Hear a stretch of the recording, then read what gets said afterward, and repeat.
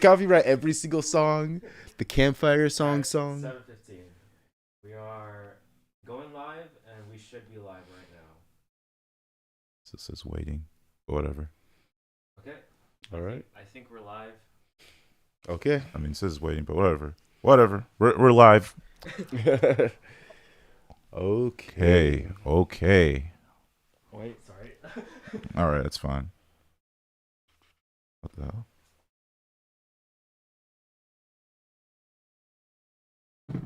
Okay, I can see myself. Yeah, we're live. We're live. We're live now, guys. It's all right. Deal with that later. Yeah, we'll Yeah. figure it out. Yeah, we're live. Cool. All Okay, right. we're live. Yeah, we are live, everyone. Good. Everyone getting positions.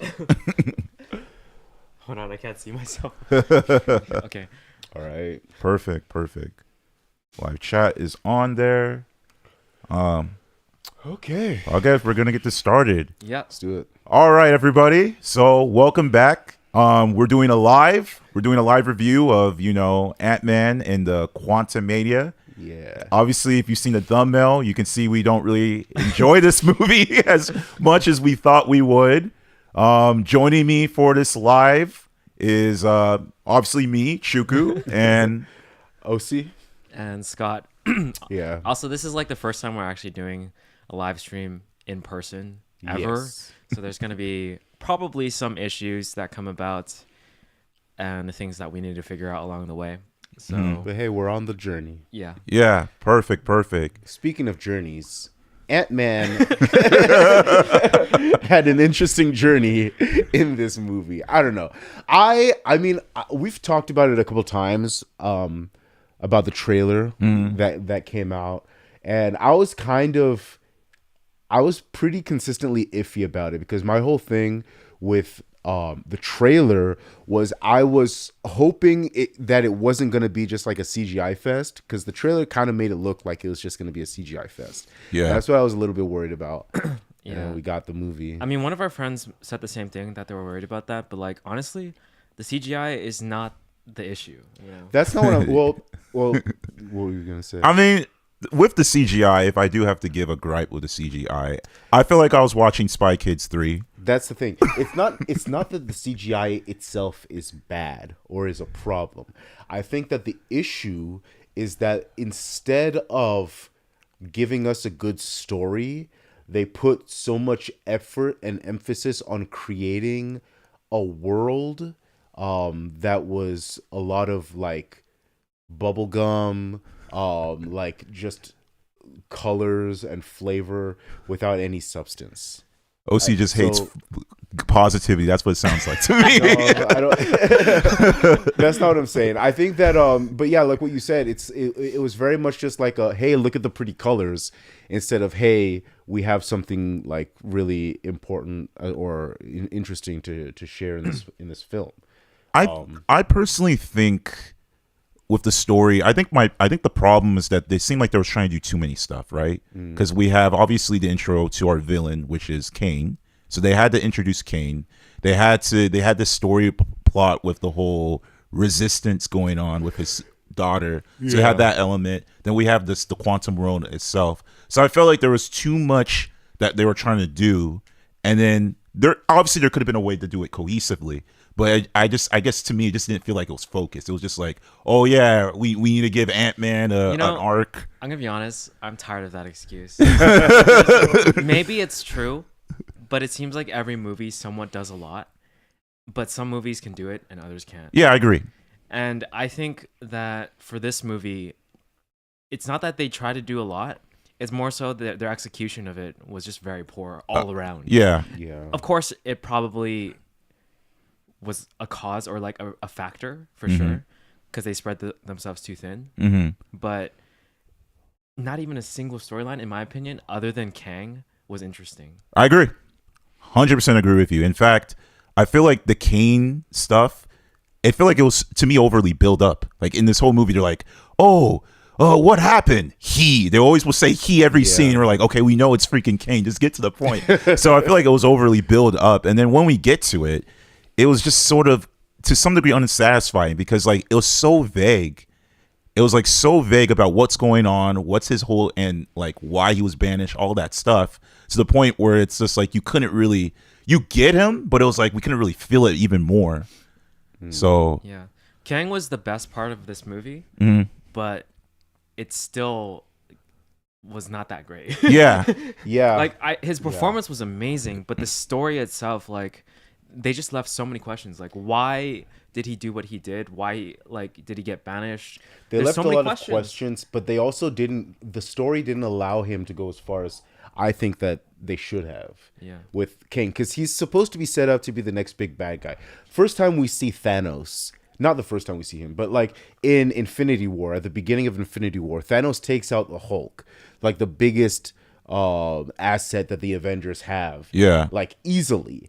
And in this movie that is supposed to set up the next big bad of the MCU, we get, Kang, he makes a lot of threats, and Jonathan Majors is great at like portraying the character, but as far as the writing of the character, he makes a lot of threats and he does a lot of things, but he doesn't seem to have a lot of bite. Like once he's like really in conflict with the heroes, he doesn't really do as much as we kind of our expectations led us to believe he would. Yeah. Like a lot of people were kind of expecting that going into this movie, this is the third movie of Ant-Man. It's kind of weird that we got 3 Ant-Man movies, that he has his own trilogy. Nah, I like Ant-Man. but a lot of people were going into this being like, oh, he's facing off against the next big bad guy of the MCU. Maybe Ant-Man dies. Like maybe somebody dies, or maybe there's some sort of irreparable damage that happens in this film that is going to have like some huge consequence that's going to spill over into the films that are to come afterwards.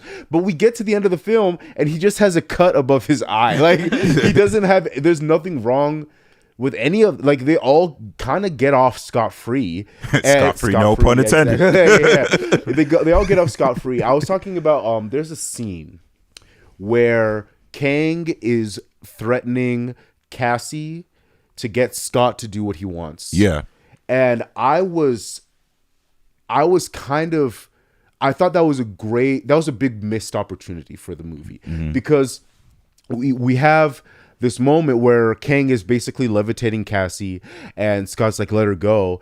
And Kang's like, oh, you think I'm joking? I was kind of expecting Kang to start like torturing Cassie. Yeah. Like break fingers and like break an arm or something like that. And he just like turns her to the side.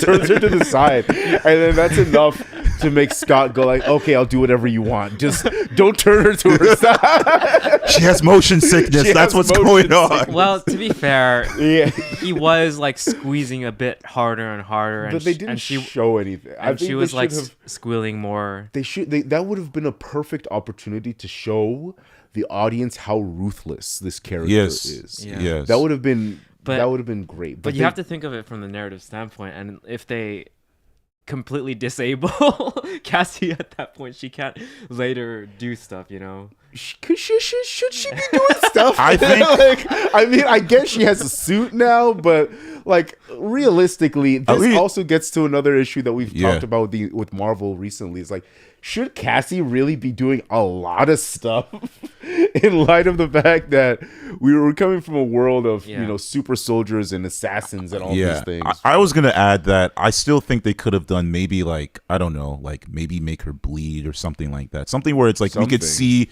some kind of like we felt pain, but like we can really see this guy ain't joking or whatever. Or like maybe cut an arm, or I don't know, or not arm, a pinky. What's to put it that way? Like we know he's cruel. Yeah, we don't pinky, and then they're gonna have to regrow it or something. But I agree with you. I think my biggest issue I have with this movie, again, this is called Ant-Man, and I don't really feel like Ant-Man as a character is really getting the focus and development that he's getting. Like it didn't feel like he ever changed. Like you said, it just felt like everything's the same. It wasn't like, okay, Ant-Man growed, he learned to be something better. I mean, yes, there's this struggle between, now that you're a popular hero, should you be like, what's the right way to help people nowadays, right? Well, there was an argument on that, but we don't really get to see him come to a conclusion of maybe I'm right or wrong about that. Instead, it's just, it was just shits and giggles, basically. Well, I feel like stories can still be great, even if we have a flat character arc. There's plenty of stories that are great with a flat character. So he didn't need to be necessarily changed at the end of the movie, but I do feel like he should have been challenged a bit more in terms of like just the way he sort of saw things. Yeah. He could come out with the same conclusion, sure, Yeah. but like it felt like all he cared about was Cassie, and that's fine. But like Cassie, her sort of character arc and trying to push him to care more about other people sort of went nowhere, and that was a big issue, I feel. Mm-hmm. But I think that, yeah, I agree, that was an issue, because the whole premise of this movie in particular at the beginning is what you just said. Cassie is trying to push her dad to care more about people. Yeah, and it never And comes through. It doesn't, because like we've already seen him do a lot as far as like his work, the previous Avengers films, and he had 2 Ant-Man movies before this. It's like, okay, I get it that but it felt a little revisionist to be like, now Scott is all of a sudden is what's the word? He's just apathetic to the plight and the struggles of other people. Yeah. For some reason, like, how is that now his character, his defining characteristic in this movie? Yeah, with every other time we've seen him, he's been willing to help people. He's been like trying to help the little guy, and like that's the little guy. Yeah, but that's all. Yeah, but that's been his character. But now all of a sudden, they have to switch it up because of and Cassie. That's why I didn't like Cassie's character, because I felt like she was projecting things onto Ant-Man that weren't true. Yeah. And it felt like she was straight up just gaslighting him. Basically, 100%. It felt like it, because the whole family being okay with Cassie being in jail was so weird to me. I'm like, why is Scott the only one who's like concerned with what's going on here? Everybody else in the family seems really chill. Yeah, to me, it was like, oh, Ant-Man was just doing his thing. He wrote a book informing people about what happened, trying to inspire people. That's like big. And then nobody cares about it, or like they're all making jokes about it. Yeah, they make jokes about it, but clearly Hank read it, so he cares. It's just they made him feel so small. I mean, like he's Ant-Man, but like they made him feel insignificant and unworthy, and like he was never that. Yeah. And that's why I feel like for him, his character in this movie never got any chance to shine, because it just felt like they were just bringing him down for no good reason. And I guess Kang at the end underestimated him, but at the same time, it wasn't really him. It was more so Hank that brought all the ants. That's true. That saved everyone. Yeah. So he didn't do anything that made him shine in this movie, and that's a big issue in my opinion. Yeah, that's definitely a big issue. I don't think it was him like not changing. It's just him not getting a good story arc. Yeah. That's a fair thing. I mean, I guess for me, again, it goes back to like the payoff, right? Where it's like he like, it just, to me, I'm just seeing a lot of these Marvel characters, whether it's Thor or even with Doctor Strange. It's like, I just feel like it's almost like they're just there to like, it's almost like they're there for the title, and there's no really like, again, defining the character, not really, again, like you said, challenging him or whatever. Yeah. So I think that's one issue. Another big issue that like this movie, and I don't know if this is a trope in TV, but it's like this trope where it's like everything would have been answered if somebody just communicated. Yeah, like all of this would have been solved. If someone just said there was annoying. That is the most one of the most annoying like tropes in storytelling that you can run into. The notion that like these people or this character knows something very important that it would be a great idea for everybody else to know, but for some reason they just keep it a secret, and then that causes everything to break down. It just and it's still, oh man, I don't know. Literally, if what's her name, Janet's, that's her name. Janet, yeah. Yeah, okay. Yeah, if she have just said, "Hey, there's this guy named King the Conqueror at the Quantum, that's why I don't want you guys there," all of this would have been solved. But she didn't say nothing, so everyone just started taking. I actually disagree with this point. I feel like the beginning was okay in terms of their explanation to why Cassie was exploring this tech. she was interested primarily because her dad was stuck there for so long. But she didn't know that. She did later. She found She out did after he later. got back. Yeah, But before she didn't know that he was stuck there. that's true, huh? You got me. They said that in the movie, and in the movie I was like, wait a minute, but you thought that he got blipped away with everyone else by Thanos. So like you didn't know that he was in the maybe quantum realm. Maybe she figured that out, like, because he obviously came back. So maybe He came back. So maybe yeah. she's talking about she got interested at the time when he came back, and then They said that in the movie. They said that she was interested during the blip. Oh wow. Yeah. Okay. There you go. Yeah, I mean, it was Hank's research, so I would understand why she would be interested in that. So that's the only point I would give them for that. But at the same time, it's like the whole miscommunication thing. It was meant to be a surprise or whatever. It's possible. It's not logically unsound. It's just like a little far-fetched that they would not have communicated to Janet about any of it, you know, considering she's or an that expert. Janet would not have communicated what she knew to everyone else. And then also, like, even while they were in the quantum realm, she was still keeping secrets. Yeah. Yeah, that was kind of dumb. There was no reason for that. They had plenty of time to just like tell everything. Exactly, especially since they have those smart ants. If they told something, the smart ants could have helped in this movie. Would have solved itself in the beginning. Yeah. But besides that, I think another thing, again, payoffs, right? Because I understand with the daughter's character, I understand that she, like, it would have felt more of a payoff, the whole, like, the part when she, like, the whole resistance start coming to attack Kane. It would have felt more of a payoff if that moment was earned, but it didn't feel earned. So when she says that speech where she's like, you guys need to get your time, it's now your time to, you know, stop Kane to conquer, all that stuff, it just felt cheesy. It just felt forced. Her speech at the end. It would have felt of a payoff during that speech. Like, we all watched Andor, and at the end of Andor, I haven't watched Andor yet. but you've talked about the speech before. Yes. Yeah, at the end of Andor, there's this brilliant speech that kind of in the same way, like, functions in the same way that Cassie's speech was meant to function, where it causes the people listening to kind of rise up and revolt. But the thing is that in Andor, it was done with such an amazing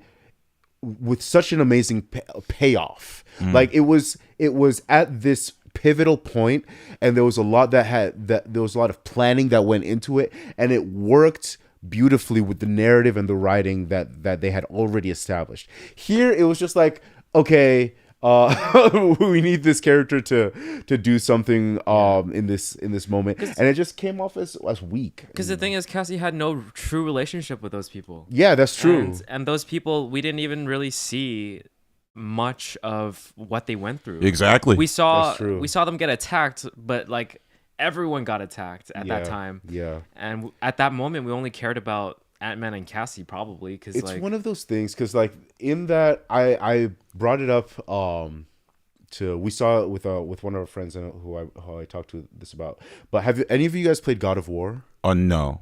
In God of War, there's this scene where Kratos is with his son, and they're in the world of the elves, and they see the light elves getting attacked by the dark elves, and his son is like, oh, we need to help the light elves, they're getting attacked. And Kratos is like, we don't know who's the good side and who's the bad side. We're strangers here, we have no idea what this conflict is. Agree. And so that was what I was thinking when Cassie, who just like landed in this Quantumania realm, all of a sudden is like, we need to help these people, they're being oppressed by this guy who nobody wants to say his name.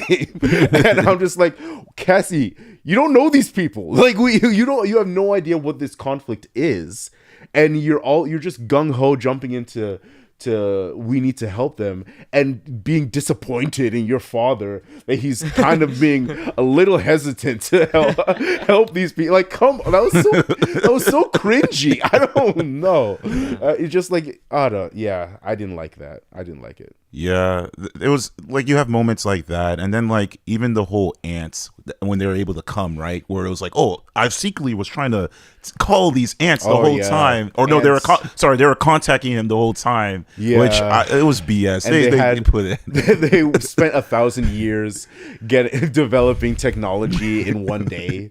It was just who wrote this? Who wrote what? Yeah. Like I figured the ants were gonna come in at some point. Because the ants got zapped into quantum realm with them. Yeah. But like that, come on. The rules were just so unclear. The way the world works was unclear. They explained basically nothing about that realm, how people exist there, how life exists. Yeah. Anything about it. It was basically just a skeleton of a world. Yeah. That was used in a basic way. There was almost nothing about it that felt like super unique. I agree. Other than buildings being alive, I thought that was cool. But Yeah, that's probably the only thing unique about it. But everything else looked like something from Star Wars. So I was like, what am I watching? Some Star Wars rip-off. Star Wars heavy. Yeah. And then let's not forget that the first villain came back and he's this floating head. Oh yeah. MODOK. MODOK. One of the worst decisions ever Yeah. for this movie. That was a terrible choice. And then, I don't know why they did that. And then Cassie was able to beat MODOK. Yeah. After she conquered her fear. See, okay. So here's another thing, and I brought this up when we talked about Hawkeye, but going from like a world where super soldiers are fighting each other, and you've got like this man in a suit of iron that is doing all of these crazy things, and then you have like this 20-year-old girl who's beating up thugs like easily. It's like I don't know if it makes sense to have this like untrained person all of a sudden be so good at fighting for no reason. You're talking about Hawkeye? I'm talking about both of them. So like with Hawkeye you have Kate Bishop, who was just like beating up literal gangsters. Yeah, I mean her backstory was like she was into martial arts. Yeah, at least her backstory has something reasonable versus this girl Did right it though? here. Like she barely. She was a student who did martial arts on her off time. Okay. And so it's like, I mean, compared to an assassin like Natasha Romanoff, fair. That's what I'm fair. talking about. Is you have these differences, and then you get to Cassie, who what's her backstory? She went to jail once. Well, she went to jail multiple times. Keep in mind, she was a hard rebel. All right, because she was protesting. I don't like what. Like, how was she able to beat up Kang's henchmen as well as destroy MODOK? Like, or she didn't even really destroy him. She did talk no jutsu, and it was terrible. Oh yeah, that was the worst, cringiest part. Just stop being a dick. Yeah. That's the moral of the story. Like, come on. Yeah. And again, Disney with no redemption arcs, because even when the guy comes in, he has to die. Yeah. As soon as there's a redemption arc, they die immediately. Yeah, I don't know. It was, but yeah, I think that's an issue with these young Avengers that they're setting up. They have to do a good job of establishing why they're able to take on the villains that they're taking on. They have to do more than just like, a little throwaway. Oh, I did martial arts. I took some martial arts classes. Like we've spent a long time with a lot of trained individuals, trained soldiers. Only to go to this younger batch, and I get it.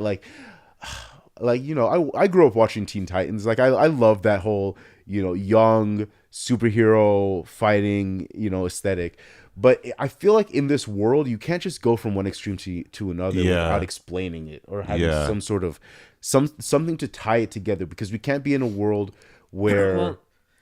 Go for it. We can't be in a world where Captain America is struggling with crossbones, and then go to a world where Cassie Lang is able to beat up MODOK. Yeah, we can't do that. We can't do that. I see what you mean. I just think the way that they're approaching it is difficult, a bit more difficult for it to be like, yes, we think these characters can take up the mantle.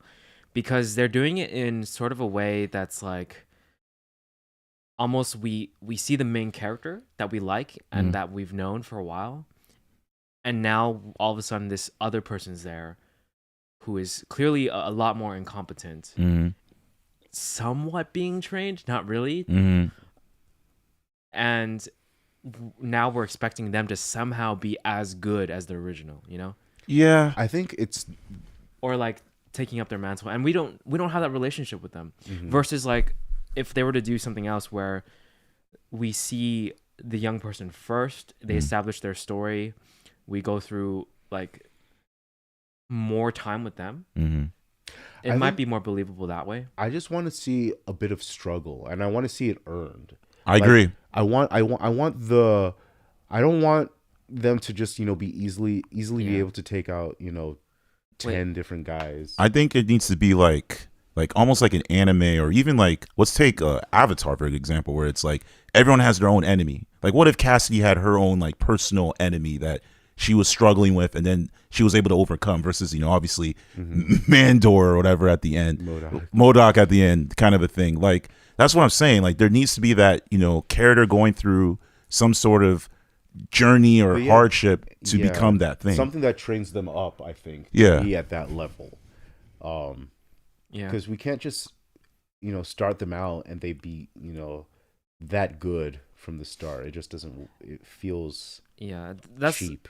What I described is the reason why I don't care about any of them. Is because their story was intertwined with the character that I actually cared about and wanted to watch. And now that they're about to get replaced, it's like, do I really want the replacement when there still exists the original? Yeah. Like, I'd rather watch Ant-Man any day over Cassie. I'd rather watch Hawkeye. I mean, that's me personally. But. Yeah. I don't blame you. And I guess another thing to bring up with Kane, I know we kind of talked about this, but it's just, again, I just didn't like how he, at one moment, he was like controlling people, and no one can grab them, and the next minute, and he was blasting people unmercifully. But then when Ant-Man crew come in, he's just like, I'm just gonna do this normal all of a punch. sudden his blasts go from disintegrating people to just blowing them back. It's just, I don't know, the depowering of it, and just, it's sad because, again, he's supposed to, he comes in, like you said, with the bark, right? He's like, oh, I stopped Door. Like, he stopped Door, but he couldn't stop these people. He couldn't like, stop a bunch of ants. it's just, I don't know. This goes back to what I mean. Missed opportunity. Kang was the most interesting thing about this movie, and they did have a good amount of interesting scenes. For sure. The flashbacks with Janet. The flashback scenes were the most they were interesting. perfect. I think they could have done so much more with it. Yeah. I think if there was some more communication Exactly. between them and more development between their conflict, that would have made this story so much better. And for him to just like go out like that, it doesn't make any sense. I think they really wasted this character. Yeah. Like, he was so interesting, and I really wanted to see him win. Exactly. I agree. I think so. I think he should have won in this movie. I think, honestly, realistically speaking, I think that Scott should have died. I think that Kang should have escaped, and I think that Cassie should have gone crying, not crying, but go get help, go get help from like Doctor Strange or Thor or something, like just like go looking for help. That's how I think that the movie should have ended. Or, I'm sorry, what would have been a cooler twist? So let's just say they're having a hard time with Kane, right? And then some magical character, or whatever character is like, I can help you find Kane. And then and you realize at the end that magical character that stopped Kane was Kane, and he comes in the end being like, all right, guys, we're on to phase 2 or something. That would have been an interesting twist. Like, it would make sense how this character was able to stop Kane and everything, but nah. Yeah. It's just Yeah. I mean, I feel like he's not dead, but He's probably not. But at the same time, like, for him to have lost that way, Yeah, he feels cheap. he unequivocally he lost in this movie, and it feels weird. It feels wrong because we still don't know why he was banished. Because the way, huh? Yeah, you're right. Because the way they build it up is like, for him to be banished from all the Kanes, he must be, something about him must be like tough. Yeah. So it's like, for him to be banished, like, why? Like, I don't know, man. They build it up so high. Well, he wanted to be the winner, right? Yeah. So he's probably stronger than a lot of them. And then they had to like band together. I hope this was just like one of the weakest Kangs. I really hope so, because he also didn't get maybe his, I don't know how much his suit got developed during that moment when he had the sphere, the power. So maybe he has more tools under his belt that we just didn't get to see. Yeah. But remind me what happened with the Kang and Loki again, because it's been a while. But he was like the one sole Kang for a while, right? The one that controlled all the timelines and made the prime timeline like flow. And then after he got killed, that's when everything sort of fell apart and all the Kangs came back, right? Yes. Yeah. Because Loki woke up in some different timeline Yeah. and saw a Kang statue. Yeah. Yeah. Yeah, I think that was the correct thing. I don't know. It's interesting. I'll probably rewatch that last bit. But yeah, they killed that Kang, and then that caused all the timelines to break apart. I'm also very suspicious about how much of all of the things that we've seen regarding the timeline and the multiverse, how much of this all is actually like planned or real. Like, because honestly, it feels very convoluted. And I think that I've just kind of been like holding out hope that it's going to make sense. But it's been a while since Loki. And a lot of this stuff that we've gotten since And we got to see him again. Yeah. But a lot of the stuff that we've gotten since then hasn't really gone on to make any sense as far as the multiverse. Yeah. Like, there's still a lot of confusion about what is the multiverse, when did the multiverse break apart, like what exactly is the timeline here? It's when Loki killed Kang. Is it though? Because we had multiverses in Endgame before that happened. So, or was that after that? See, like that wasn't multiverse. That was just was multiverse. That was multiverse in theory in the game. Because that was the whole point, that every time they create a new timeline. Every time they jump back, they're going to create another universe. And also, that was what the what's her name? The special one? The ancient one. Ancient one. The special one. But yeah, she was explaining it. But what Hulk was saying is that after they put the Infinity Stones back, it reverts back, right? Yeah. So it goes back to the prime timeline at that point. And then you still have another. So it breaks out to what should have been another universe in the multiverse, but it gets corrected once they put the stones back. But of course, if they lose it, like how they did with Loki, then they create another timeline, which what were they called again? The TSA. Yes. TSA was that something like time? Yeah, we're TVA. TVA. There you go. Yeah. It's been a while, guys. Yeah, sorry. TSA. It's for airports. But their purpose was to eliminate those timelines, so that's why that whole universe got eliminated. Mm-hmm. So multiverses apparently did not quite exist. I mean, they did, but they just got eliminated continuously, or like hunted down, or yeah. But that was because of He Who Remains. Yeah, that was because Kang was alive and doing that. Yeah. So that Kang somehow became the only Kang that existed, and then after he died, all of them came back.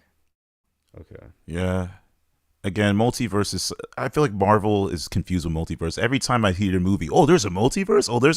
And it's just like, didn't they say this 2 movies ago? It's just getting repetitive at this point.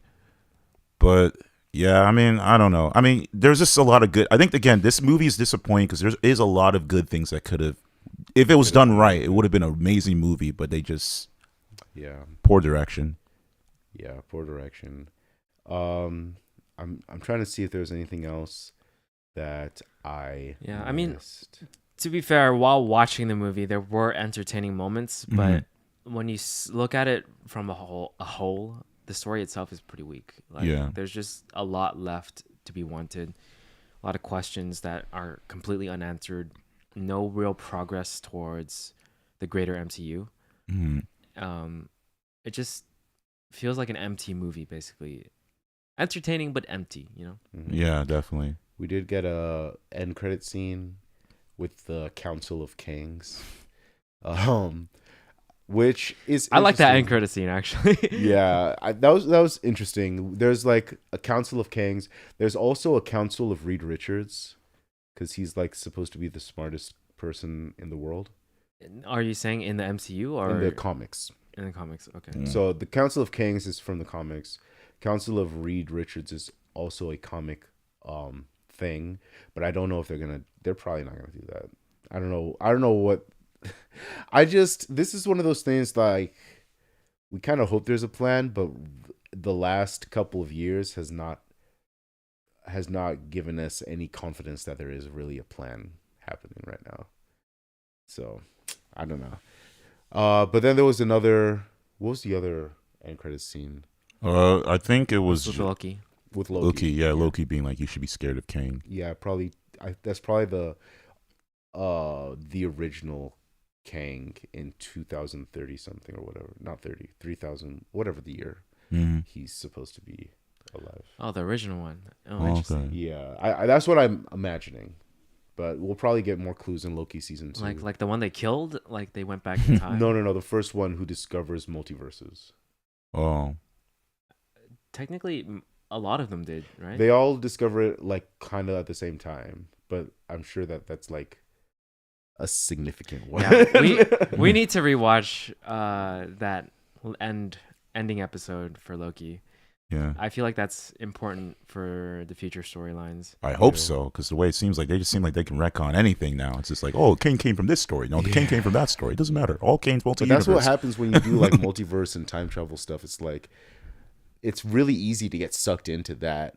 Oh, we can just do whatever we want and change anything, and it doesn't really matter. Mm-hmm. And it's like, okay, so why should we care now? Yeah. Like, Yeah, I mean they can still make it very fun and entertaining and just like a good story. I feel like time travel stories can still be good. It's just the way they do it, you know. They can be. It's hard. I think it's hard, but we're seeing it happening right now. We're seeing it happen right now.